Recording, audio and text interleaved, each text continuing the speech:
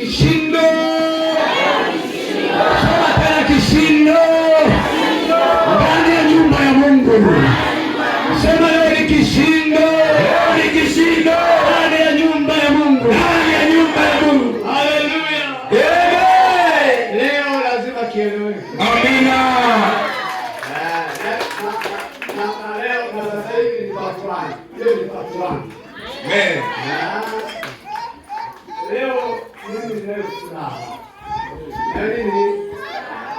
Nini? Furaha. Tena ya ajabu. Ndio. Ninamwangalia mtu ambaye amenuna na cheka mimi sasa nimejua. Maana ya neno hitimisho, maana yake sahihi ni kumaliza. Maana yake matatizo tunayamalizia, mateso tunayamalizia, machozi yanaondoka, aina yoyote imetoka.